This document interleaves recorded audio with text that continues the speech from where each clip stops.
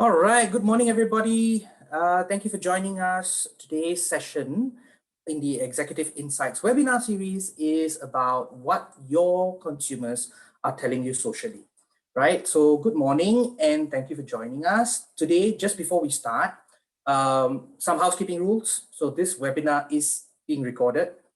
If you have any questions or you want to have a conversation with us, do use the chat function or post your question in the Q&A feature. And if you're posting any of the insights or any of the questions socially, you can always use the hashtag that you can see below, Mediacorp Executive Insights. All right. So today we've got a really interesting group of people here. In fact, we have a lot of fun when we get on calls and meetings together. So if we look a little fierce on the screens, which I thought we did look a bit funny, then rest assured that actually it's a good group, and we're going to have a bit of fun today. So we have with us Diogo from the Bloomr team at Mediacorp, right? We've got Christopher Fan from the Social Hub team. And I'm Sandeep. I work with the Digital Media Solutions team at Mediacorp. Say hi, guys. Good morning. Good morning. How's everyone going? I think we're all doing good today. So Bloomr handles a lot of the social content, strategy, insights, and analytics for our Mediacorp internal properties as well as our clients. Social Hub is a new name to an old team at Mediacorp, and that is basically a lot of the content that we create for social media. And Chris and Diogo are going to take you through some insight into exactly what we're listening to, why this matters, how to use some of these listening tools into your everyday marketing needs as well as specific campaigns. We've also got some really good case studies that we want to share. And like I said, if you have questions, don't be shy. We will stop along the way to ask questions, to answer your questions. All right. Before we kick off, we want to do a very quick poll, right? Just so that we understand you a little bit better, okay? So how often do you use social listening to determine your social media impact, okay? So the question bubble would have just popped up in front of you. Go ahead and click. So are we taking bets? Which one is it? Well, it's not going to benefit any one of us taking bets on this one. So I'd rather not. I can get a coffee after it. That's true. No prizes for us, huh? No. Okay, let me choose. All right. Remember to submit your answers so that we can get the results. Diego, what's social listening? What is social listening? Don't know. Really don't know. All right. Sandeep has the answer. Hopefully today people will understand what we can do, right? Yeah.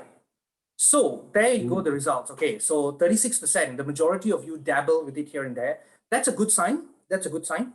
11% of you look at your data every week. That is very, very good to hear. We listen and have reports on a monthly basis, 10%. We get a third party to do it, which is fairly normal, right? And what is social listening? Perfect, 24% of you. So we've got a good mix of people here. Now, when we talk about social listening, we're also talking about social conversations. And conversations are in multiple different forms. It is from the content that you create, the content that your partners, vendors, influencers create, and the conversations that your consumers are having, okay, in their public forums, in their public comment sections, and so on and so forth. But that's just the beginning of what I would define social listening as. To get deeper into this, we're going to invite Diogo, who's going to run through what is social listening, right? A lot of experience from the Bloomr team. Then we're going to talk about knowing your audience, where Chris is going to jump in and talk about his experience dealing with insights into actionable campaigns and share a couple of case studies there as well. Then from there, we're going to take this into a bit more of a application perspective, right? We're going to have a fireside chat. I deal with a lot of clients who are either already heavily involved in the social media space and are looking for more, but we also get a lot of clients who are not very sure of exactly what to do.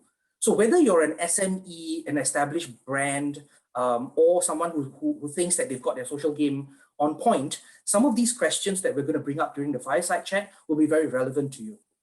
Okay, why are we having this conversation now? You know, some of you are already quite pros on social media. I think what we've seen recently is that a lot of our clients and a lot of our marketing conversations are being very heavily reliant on social media. And you know, even at Mediacorp, we've seen something like a 20% uptake of social media analytics and services beyond just the regular postings or influencer engagements. So we know that there is a need to properly understand what are the different elements that go into listening to conversations that are not just limited to your social media touchpoints. Diogo, over to you. Good morning, everyone. Thank you, Sandeep. I'm not going to go through every product that Bloomr is currently serving, but we are Mediacorp Social Media Creative Studio. So we concentrate on creating content on social. So we have Bloomr Social, which is a big component of what we do. We also have Bloomr Creators and the Bloomr MCN that will have a big announcement at the end of the month. If you want to know about those two products, you can contact us afterwards, but I will concentrate on Bloomr Social today. So before we start the conversation on social listening and what everyone else is doing, or the best practices of what you need to do to have all of the data that you're doing have value, it's good to have a broad view of how social is working in Singapore specifically. So from the evolution of 2020, what we see now is that the majority of Singaporeans are on social media, and a vast majority of them are using social media on their mobile phones. What that means is that they are between 2.7 hours and a little bit more consuming social media content. Amazing. And there are around 8 hours on the internet. They have about 9 accounts to their name, which means that they can jump through accounts during their 2.7 hours to 3 hours of content consumption. So a lot of their decisions in the buying power of what they're doing is happening as what they research on social media and on the internet.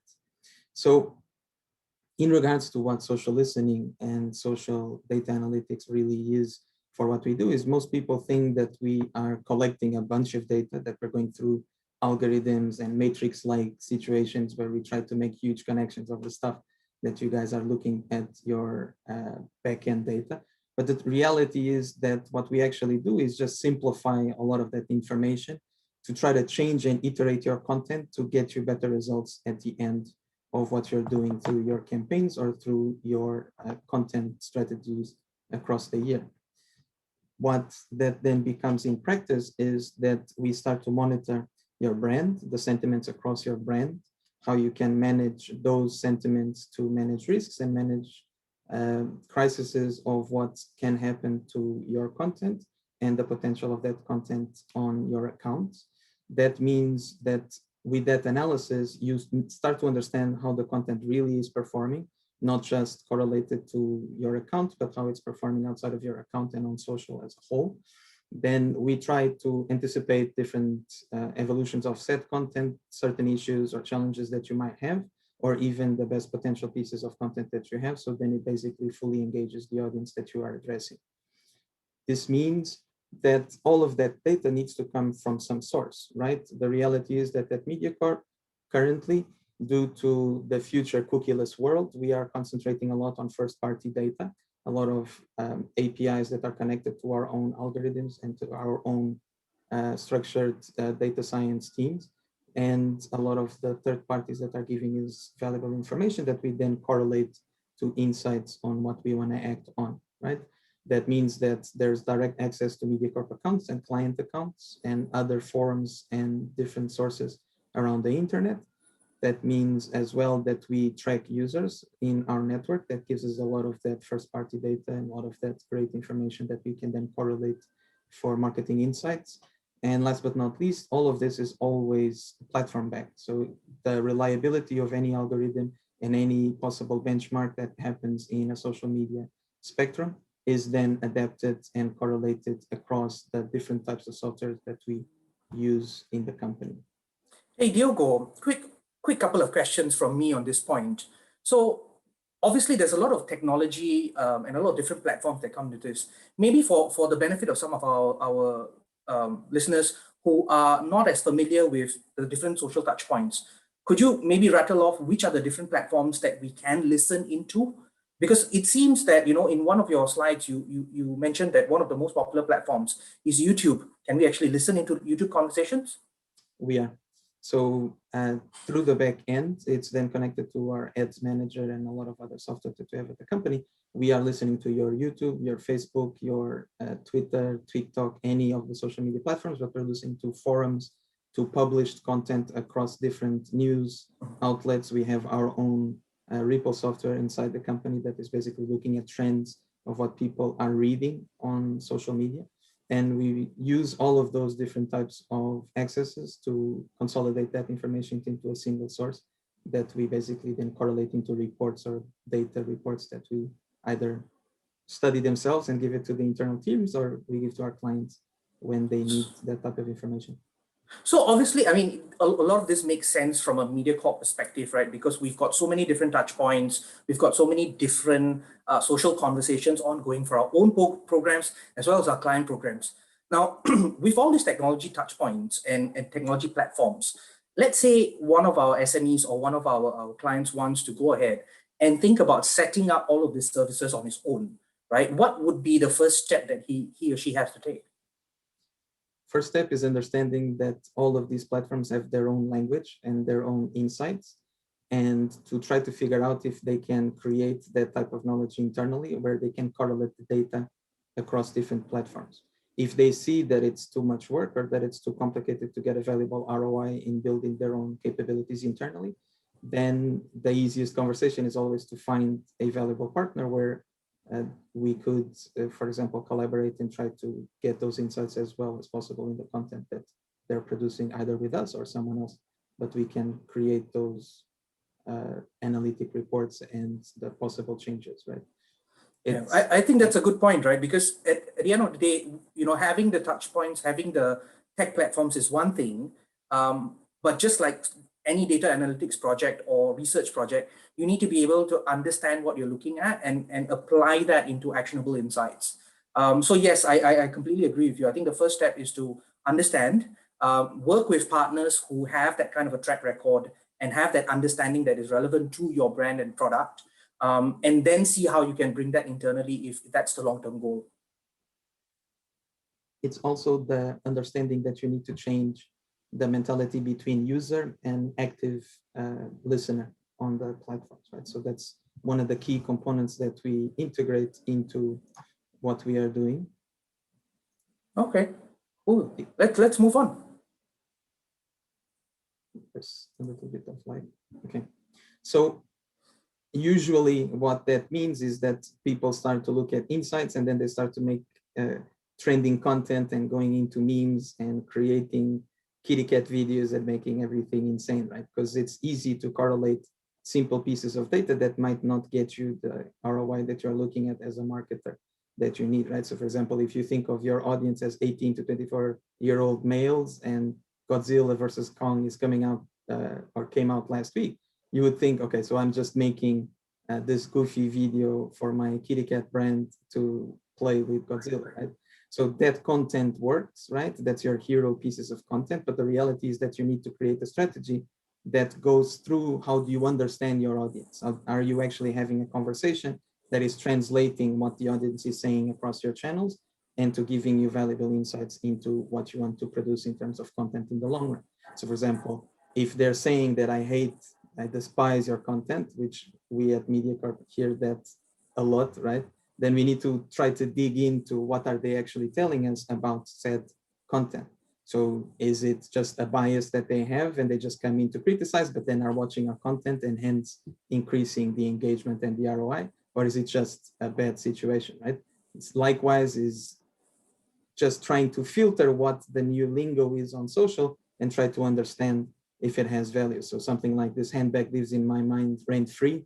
We understand, okay, I understand that you love our product. You can think about it, stop thinking about it. So exactly what you like about it, right? We know that we have love that handbag. We have a couple of discounts coming up on a couple of new products, you might love those. So keep talking to us and keep creating those conversations with us, and we will give you some giveaways or give you some discounts coming up, right? So that builds that long-term relationship. That means as well, sorry, I think lagging a bit.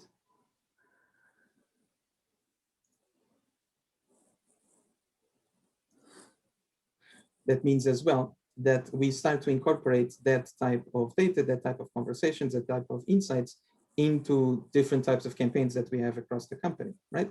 So let's say, for example, that you are a burger brand and you want to work during the NDP period, and you come to us and you say, guys, I love what you're doing.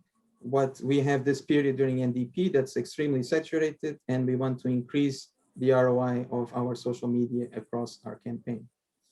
Thing is, that's a very ethereal, grandiose type of KPI, right? So the first thing that we then need to do is translate that into actionable functions of what we need to do with social listening across that campaign. So do you want better mentions? Do you want more people talking positively about your content? Do you want to increase your reach?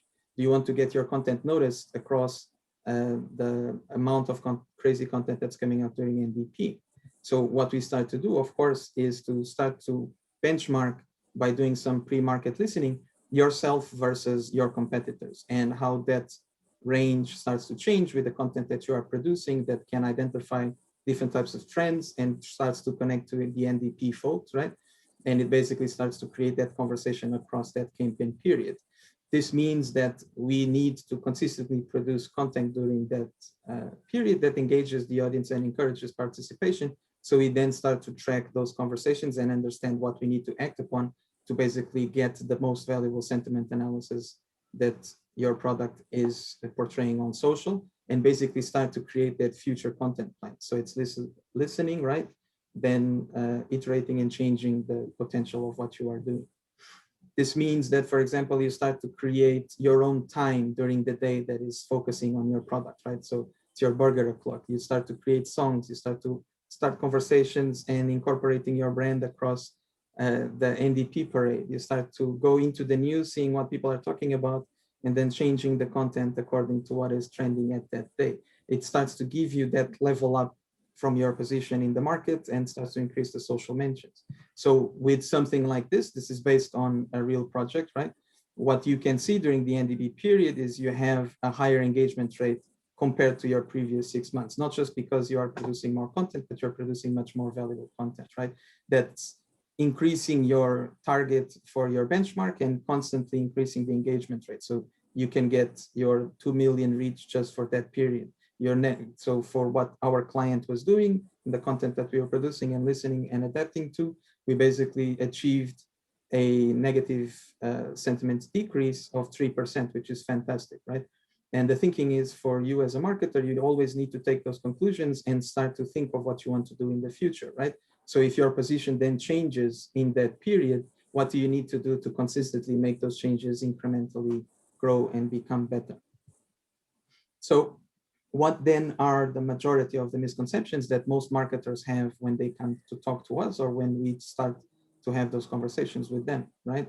Is that social listening is not just that conclusion that you know everyone and you know your audience, you know your data, and there's no new information that anyone can give you, all right? To be honest, most people think that all of their data, all of their insights are on Google and just searching a couple of buttons on their social backend, and they find everything that they need. But the reality is that's a little bit more complex, right? So from the examples that we gave before and what we're going to talk next, hopefully you start to understand that a lot of those conclusions, they need to participate in the tracking of the social accounts, the correlation of the data. How does it actually give you ROI in the long run? And how does just not posting the content, but actually understanding what the content is doing, gives you that leg up, right? And hopefully what we do as translators of that data, what a marketer can take from those translations of the language, is that they understand that the tools are not too complex, right? They can be simplified and understood. So those myths stop being myths and misconceptions, and they become the force that you need to move forward. Right? Hey, just before we move forward, we want to do another poll, right? And this poll is a bit more focused into, what maybe you're already doing or what your perception is in terms of the spend behind social listening and social analytics. So the questions in front of you are, how much are you spending on understanding your social audience? So go ahead and click and submit. While you're doing that, Diogo, I think it's the perfect time to handle our first question. And the question is in relation to the content that we create. So what are some of the guidelines and principles or even tips to create contents that are related to trending topics, but remain relevant to the brand? And we saw two examples earlier with the burger brand and also the cat video versus Godzilla. So how do we keep relevance to the brand when we're listening to trends that don't naturally seem relevant? The first part of that conversation is always a breakdown of your USPs, right? So you as a marketer, as a defender of your product, you need to download that information to us and to the content creators working at the company, at Mediacorp and Bloomr. So we start to translate what are the values that you have in your brand and how does that adapt to the conversations that are happening on social media, right? Because a lot of the daily trends, you can have 15 different trends on a daily,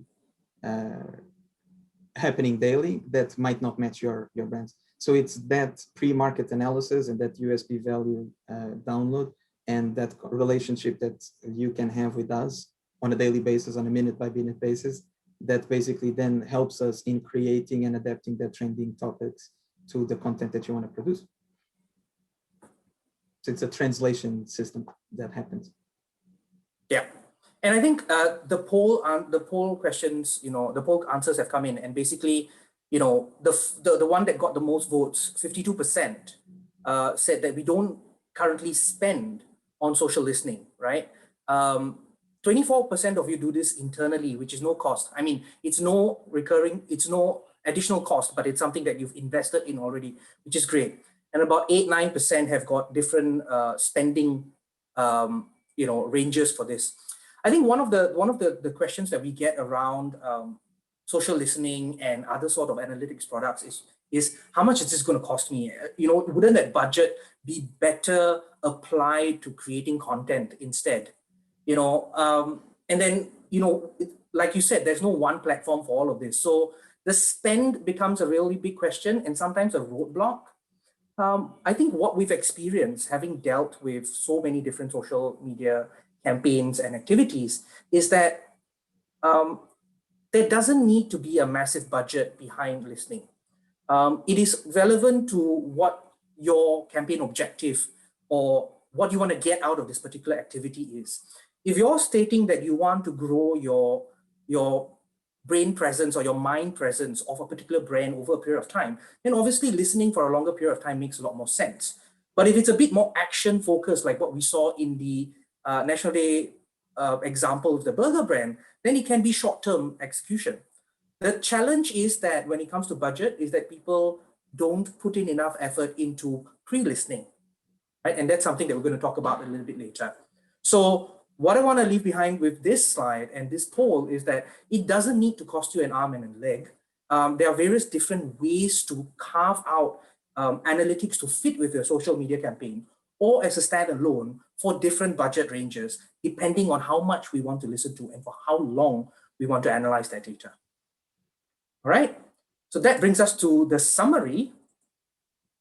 Diogo, help me out with this. I think what we've learned from what you've just shared is that I think social listening is not the be all and end all. It helps to manage risk. It gives you an insight into the conversations, but as a standalone, there's only so much you can do with it.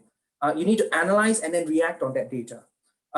Just like you would approach any research project or a focus group or crunching data, there needs to be an objective set. There needs to be an outcome that you want from this, and then an action needs to be planned for the data that you're collecting and analyzing. Correlating this data does take time, but it is necessary. I think the burger example was just one example of the many, many success scenarios that we've seen where the inclusion of that listening period during the campaign or even prior to the campaign led to better content and more relevant content. And this is specifically related to that question that was raised. Listen with a keen understanding of what are the relevant topics around your brand and what your product represents. You can create the right content and then hopefully get the outcome that you're going for. Obviously, the better the listening, the better the talking. And last but not least, social media data analysis doesn't need to cost a fortune. There are many ways to do this that are quite cost effective. That's one of the points that most marketers like us forget, is that we want to talk, and forget to listen, right? Yeah, agreed. And this brings us to the next point, which is the better the listening, the better the talking. At this point, I'm going to hand it over to Chris, who's going to talk to us about having that social conversation. Thanks, Sandeep. And thanks, Diogo, for setting the stage for this. We talk a lot about listening. Now the question is, to improve the talking, we start from asking ourselves, how do we talk? There's so many different ways to talk on the social media, and one of the things which we're seeing is that it is so important to tap on this. Studies have shown that nearly 40% of Singaporeans, their purchasing decision is influenced by social media. But social media is such a complex place.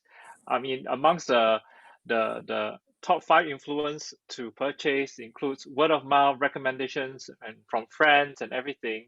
But when it comes to social media, there's such a complexity in the number of influences that's available to us out there, even though we know it's so important to tap on personality-driven marketing. One of the things that we are observing more and more and implementing here at Mediacorp is how different influences play a different role in the consumer consideration journey. From celebrities and macro influencers inspiring purchase, creating awareness for brands, to micro influencers who are very high in engagement rate with the ability to answer the questions, do video tutorials. Content creators and publisher accounts are really good in driving engagement in the consumer funnel. And lastly, everyday influencers, people like you and I with a bit more followers, the friend next door, the friend that you and I know, and sometimes not even people that show their face all the time in their social content, but known for their passion that they have. They become a very authentic voice. They create a new layer of authenticity in the social campaign. And when they talk about a deal that's coming up or a new product that is there, it creates a FOMO effect in the whole campaign that we're doing, which eventually is to drive the conversions that we have. But then the question is, sounds easy, just pick the influencers and all. But truth of the matter is, this is a complex strategy. How do I search for the right influencers? Do I know whether this person can deliver the results I want? Is this a right association with my brand? Pretty face equals to good results? Not necessarily. How do I then strategize a campaign? How do I do the social brief? What kind of content should they create? And importantly, at the end of the day, social media campaigns shouldn't be just an art, but a science where we can measure the impact and drive results for clients and your brand. Which is why at Mediacorp, we face this challenge as well. We have so many influencers. How do we pick the right one? We have hundreds of celebrities, content creators, publisher accounts, social network partners. How do we find the right one? Which is time and again something which we're doing here now is we use social listening. We listen to the celebrities and artists, our content creators, our influencers on things like the demographic data of their followers to make sure that it aligns with the target audience. And not just the interest of the influencer. How about the interest of the audience who is following that influencer? Someone who loves travel doesn't mean the person following him or her loves travel as well. The alignment comes from social listening and data. And this other thing about fake followers, how do I make sure the campaign is going to deliver the ROI? This is where social health score comes, where we actually working with third-party data sources, analyze the follower growth and the followers engagement, the comments that they make, to make sure, and also the followers and following ratio, to make sure that this person has a good health score that you can trust. And not also mentioning also past campaigns, what brands have they worked with, what brands have they associated with, and all this takes social listening data to help us to then pinpoint and find the right influencers for the campaign. And to make it easy, We put all these strategies together in this thing we've been calling social tribes. We put this entire social marketing funnel, picking the right influencers into social tribes. Tribes that are associated with a certain passion, aligned with the campaign brief, tribes with people that are influencers chosen with the data that we picked up to actually drive the campaign that the brand wants. And importantly, then the next question, besides the strategy of finding the right influencers, the content that we get them to create is then associated with or driven by the social listening that we're doing. Meaning to say, what are people talking about? What will people resonate most with? From things like behind the scenes of celebrities to things that it's Chinese New Year, what are the good deeds that people can do, like in the Coca-Cola campaign here? We've done this time and again for many, many big brands, even in the short space of the 6 to 9 months that we started doing social tribes at Mediacorp. And one of the examples that I want to share about measuring the impact and all these things that we've talked about so far was actually this Samsung S21 phone launch that we did earlier this year. Before the campaign and with the brief from the client, we picked the right influencers that we know would not just create awareness, but engage. Not just people who have used Samsung phones, but actually people who potentially can switch. A combination of top-tier celebrities to DJs to also our Bloomr YouTube content creators. It shares a breadth of user base and communities for the new S21 phone launch. And with them, we got them to tease about this unboxing live stream that's going to happen on the 987 publisher account. So not just tapping onto influencers account, but brand accounts as well. And at a live stream, we assembled this entire tribe of 21 KOLs to unbox together, experience the KSPs, the phone, from the perspectives as artists, as DJs, and content creators. So not just inspiring people, but also having the authentic voice that I, as a content creator, find use of such a phone in my life as a content creator.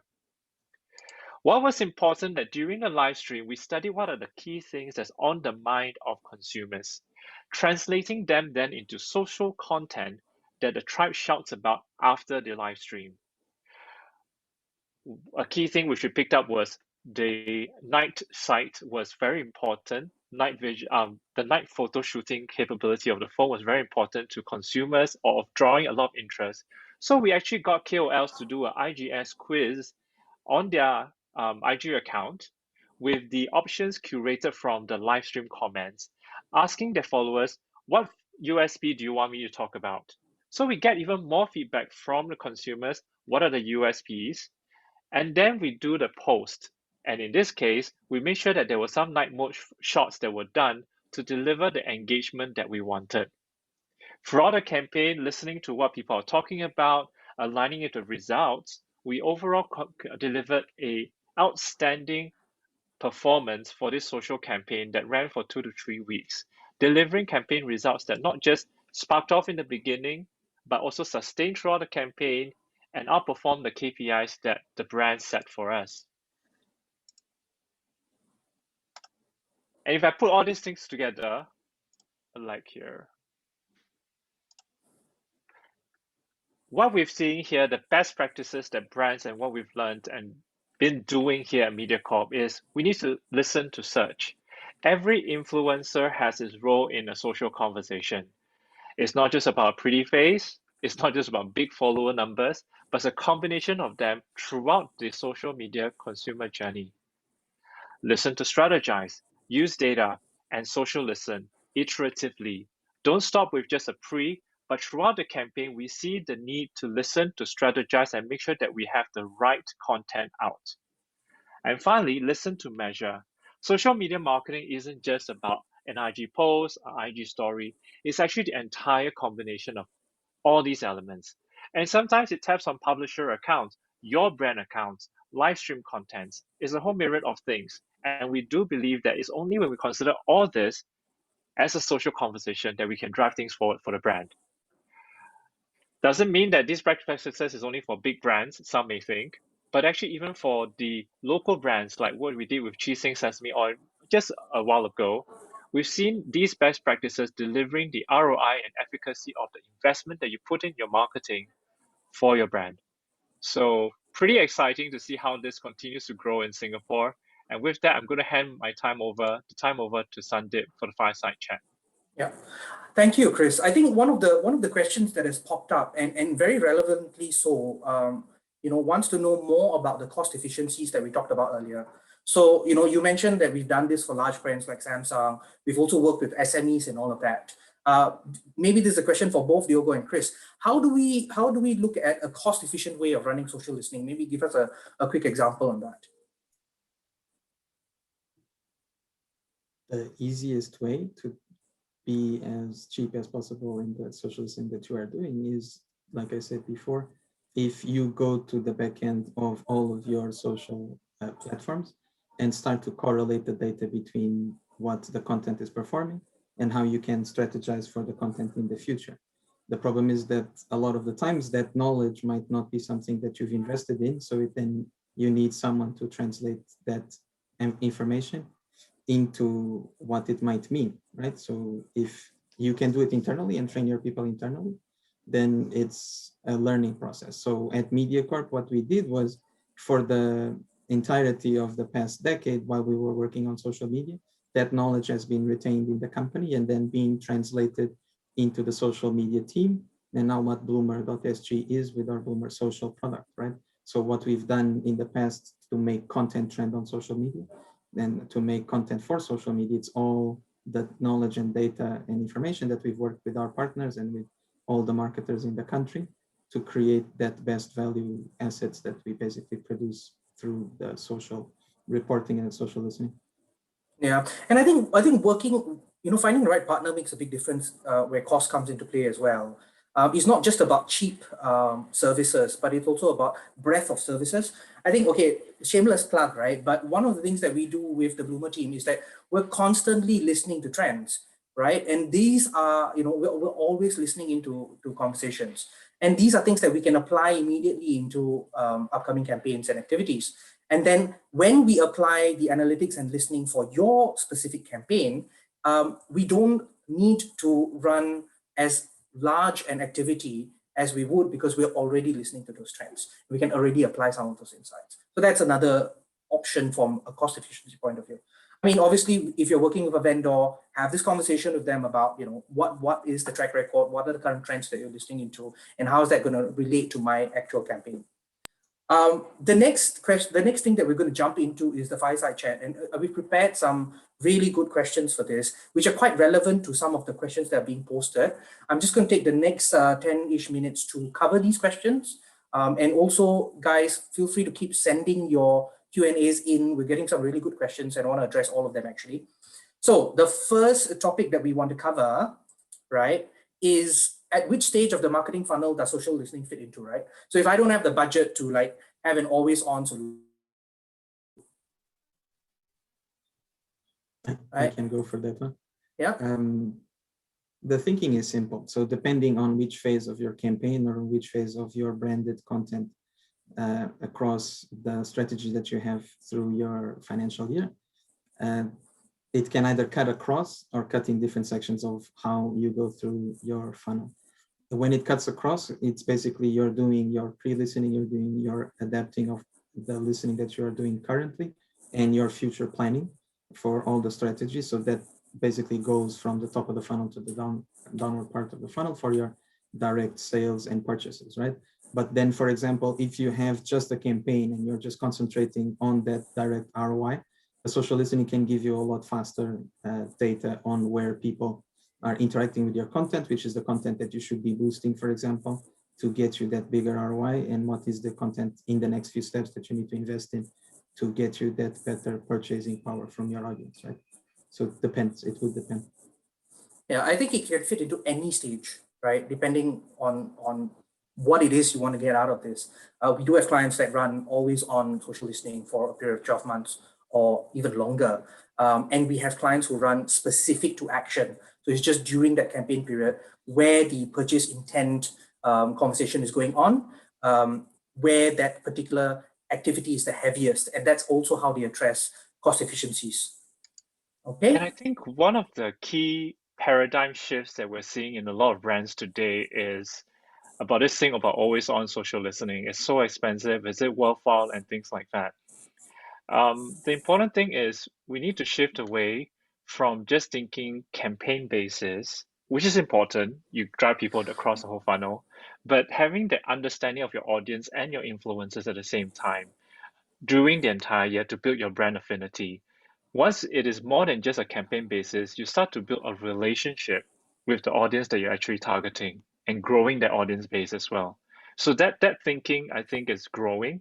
It is growing more and more, and we're seeing a lot of brands picking that up and delivering really good results from there. The next one, Chris, you talked about this briefly. Maybe help us to elaborate. The applications across the various stages of a marketing campaign, right? So what form does the social listening come in, and what are the applications of the data that we're going to get from a pre-campaign perspective, while the campaign is running and we're picking up on trends, and also from a post-campaign analysis perspective, very quickly. So one of the other things that we've done quite regularly is with a marketplace brand, where e-commerce marketplace brand, and prior to running the campaigns for them, we've been listening and seeing how sales are doing, what people are talking about from past campaigns, to help us to then see what kind of content to create. And besides that, we also look at what were the trending, so the always listening part that Diogo and I were sharing just now. What was trending? What are people interested in? And in the case of Mediacorp socials, during this recent campaign, is our program called My Star Bride was really trending. Personalities like Chantel was trending because people were just really, really interested in the whole story behind that show and on the socials. At the same time, there's a lot of interest about Michelle Chong. So we brought all this together and translated into video sharings by the cast from My Star Bride, as well as memes surrounding Michelle Chong. And during the campaign, we looked at the responses, which is then the trend jacking during the campaign. We look at the responses, what was engaging better, what was not. And at the end of the day, we saw that when a personality shares content, when they share about, in this case, their birthdays, how it was, and then do a shout out about the birthday celebration, a lot of people are engaging in content, and not just engaging by watching and liking, but clicking through to the marketplace. So because of that, we shifted our budget, we shifted our focus onto such content during the campaign.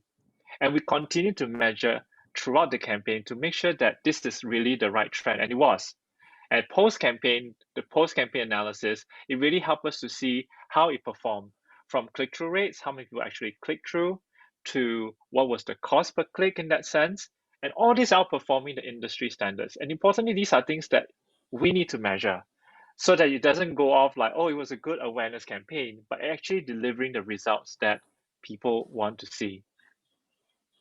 Perfect, because I think one of the questions that just came up is, we've talked about the increasing ROI for retail, right? Especially in a sales context. What about clients who are not in the selling phase, right? Maybe government agencies, maybe you're pushing a thought process, and what you need is to change perception or change behavior. What about those guys in the post-campaign analysis phase? What are the things that they should look out for, and what are the applications even from a pre and during campaign perspective?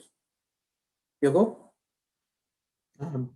So we work with a lot of government clients, right? And we work with a lot of clients that want messaging versus direct ROI. And the thinking is always, how do you create enough content on social media and conversations that don't saturate the messaging? Because then people become tired of the conversations, right? So it's how do you then build those iterations and those variations of different types of content that engage the audience differently.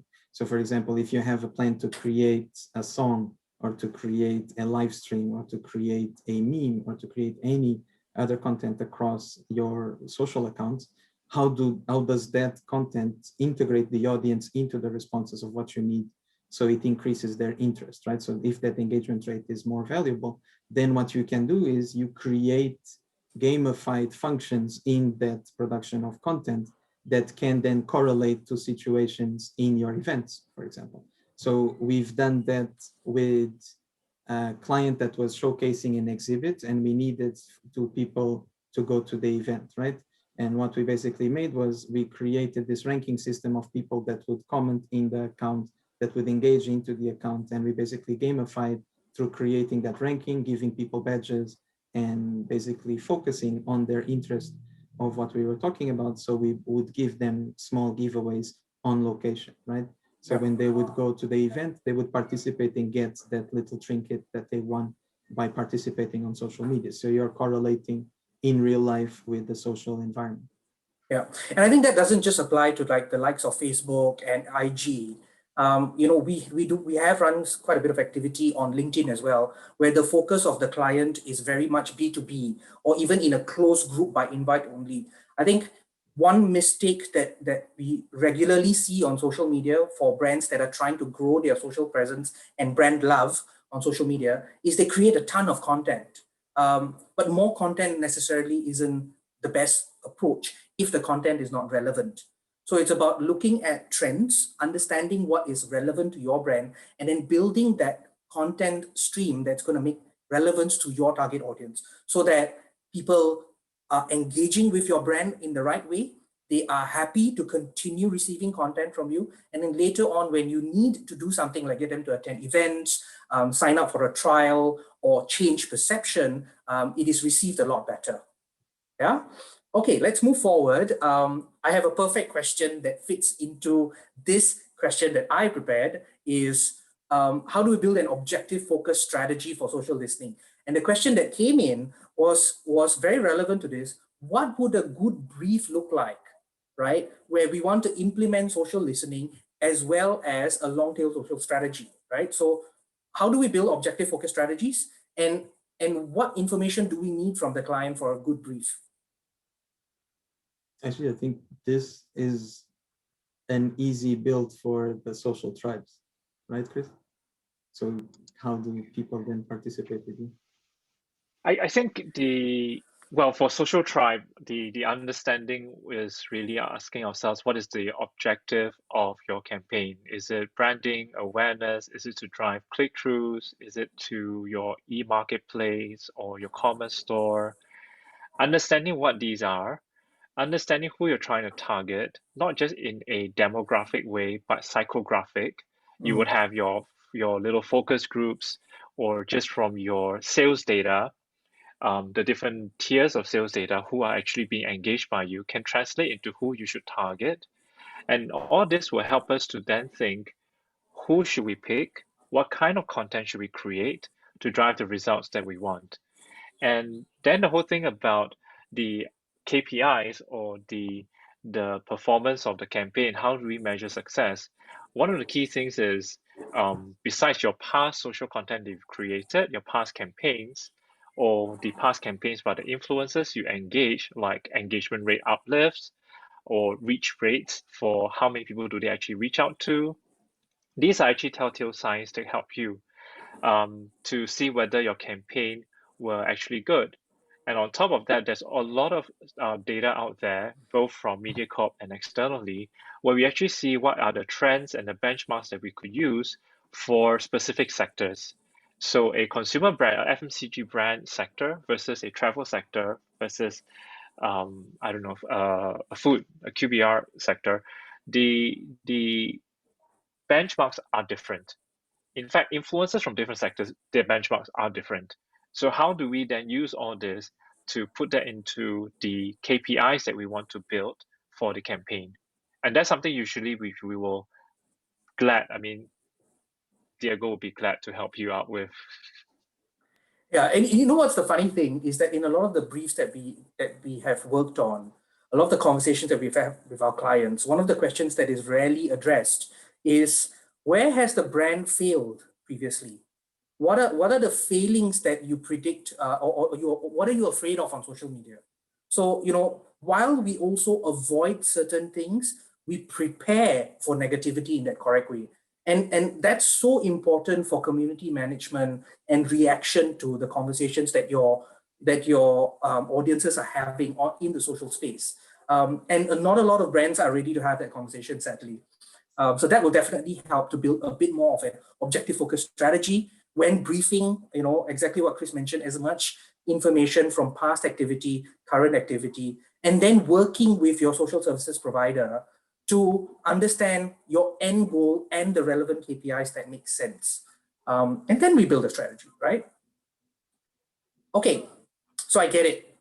I want to incorporate listening for my next campaign. What are my immediate considerations, right? What is the stuff that I immediately need to start doing now? Okay, so before I jump into what we've prepared here, one of the questions that came up, Diogo, was, what are the listening platforms that you would recommend for companies who are focused mainly on Facebook, Instagram, TikTok, and YouTube? So would there be a one platform or multiple platform answer to this?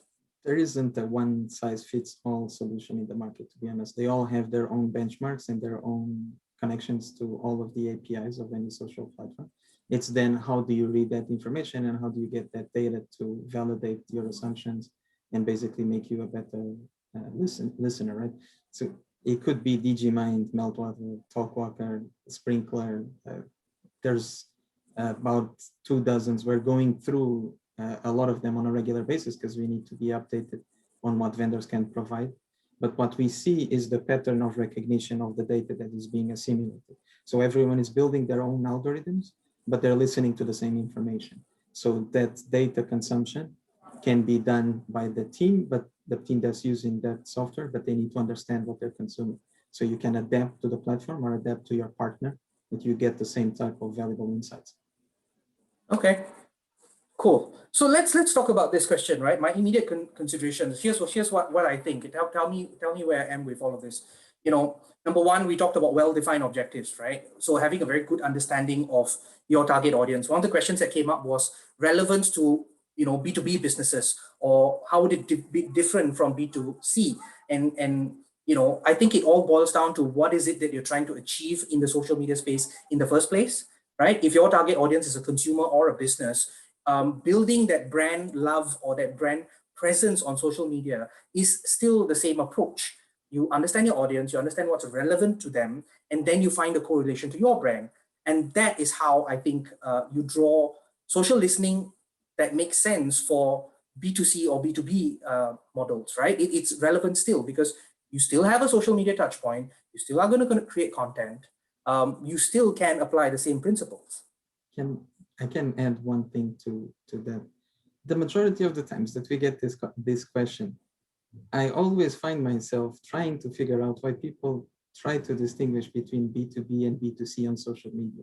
Because the reality is that the thing that is on the other side of your marketing is still a person. So when you're creating the content for either B2C or B2B, it's how do you affect that person into making a decision to support your product. So that doesn't change from B2C or B2B. That conversation is still necessary. So the listening part of things is exactly the same thing that is happening. But what you are becoming more efficient at is how do you create those conversations. Great. We talked in depth about sufficient lead time and the different things that we can do from a pre as well as a during perspective. So put in the time to have that conversation, put in the time to plan correctly. And then if we have sufficient time to listen, then the trends that we pick up even prior to creating the content for a campaign will be so much more relevant. The next point is cost considerations. And we talked about this quite a bit as well. Obviously, there will be more questions. And, we'll put in our contact details to this afterwards. You can shoot in questions later that we can address as well. One of the questions that came up on the cost point was, should a company's expense for social listening on one campaign be fixed as a proportion of the projected revenues, or should it be depending on the campaign itself? And I think this is a very tough one to answer on the get-go, right? It's a few questions that you need to ask yourself. How much money do I have for the entire campaign? What am I prioritizing? And how is that relevant to the end goal? Because if your end goal is just to increase sales for a particular product, then that budget is relevant to the amount of sales that you want to increase. And it gets spread into the different elements of that campaign, as we saw in that burger example. And then the next example is if you are looking at a long tail situation where you're trying to establish yourself, right, as a subject matter expert or a thought leader in a particular domain, like we're trying to do here, right? Or you're trying to change perception for a different kind of messaging. that's a bit more of a long tail goal. So proportioning out the budget makes a lot of sense. I guess figure out what your hard costs are first, and then your objectives, and then see how you can find a model. Working with a partner that's very familiar with budget management in terms of proportion will also help in that space. Okay. And if we could build on that, I think the thing of working with a partner who has a bird's eye view across a sector, across an industry, who have run campaigns with different goals. I think the goal thing was really important because we all value brand awareness versus a performance marketing, all very differently. And what that value is to the brand can help you to then set aside the right budget for your social listening.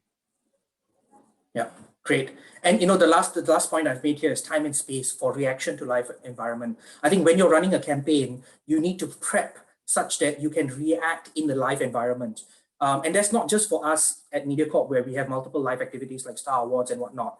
When you've got a 3-week long campaign where your influencers are reacting, you need to be aware that, okay, I'm going to have to react to some of the trends that I'm picking up. And the last question that I'm going to address today is, how do what are our thoughts about brand banter on social? Whether we comment or take a jibe at other brands. And I think the most important thing here is, number one, can you still maintain relevance, right, to the trend that's coming up? Like, if you can find a way to make that cat video versus Godzilla relevant to your brand, maybe you're selling bifocals, right? And yeah, great. You're addressing people who watch a lot of cat videos on YouTube. Perfect, right? There's relevance. The next point is also, as practitioner, I never like to slam another brand, regardless of how funny it is. So that has to fall into accordance with what are your brand principles, what are the things that you do and do not do, and which is why we talked about earlier, when building an objective focused brief, you need to tell us what you're comfortable with. You need to tell us what you can and cannot do and where you have failed in the past before, right? So that's, I think, the most important thing when you've got a live campaign running, is to prepare sufficient time to be able to react in a live environment. And that also is similar to, let's say, Burger A brand is slamming Burger B, and you as Burger C have to decide whether you want to sit back and watch the show or join in the party, right? So that's always a tough conversation, and that conversation happens much earlier when you're planning your brand strategies. Okay, so bringing it all together, I think we're running out of time. A lot of great questions. We'll try and answer them in the Q&A when we upload this onto the Executive Insights link. All of you who have signed up will receive an email once the content is up. So bringing it all together, very quick summary, social listening is not a be-all to end-all solution, right? It is one of those tools that you will use either to gather insights, research, or to build a more robust social media marketing strategy. Correlating data takes time, but is necessary. So when you brief us, give us more time, we will be able to put in the right actions. The better the listening, the better the talking, relating the insights that you've picked up pre and during campaign to the actual conversations that you're starting and the content that you're putting out is very important. Every influencer has a role in your social conversation. They're not just there because they have the most followers. It is about the conversations that are relevant to that influencer as well. Okay, one big mistake that we've seen a lot on social media recently. Data and listen for greater efficiency. We talked about the different efficiencies that we can talk about. Social media marketing is a lot more than just social posts. It is about content. It is about engagement. It is about representing your brand in a particular way. And just like any, it's not just a marketing tool, right? We talked about it quite a bit. The last point is, just like any research or analytics exercise, be very clear about your desired outcome and think about the reaction plan based on the negative or positive results from that analytics exercise, which is social media listening. I wish we could go on, but we've really run out of time. A lot of you have got other things to go to. Thank you so much for joining us this morning. And like I said, you would have received, you will receive links to this presentation, as well as access to ask us more questions. If you want to engage any of our services or have a chat further, our contact details are here, or you can just get in touch with your Mediacorp touch points. That'd be our account management team, or even Mediacorp advertising inquiries. And just hit us up on social media. Have a great day. Thank you so much. And let's continue this conversation so that we can continue listening. Thank you, everyone. Thanks, everyone. Cheers.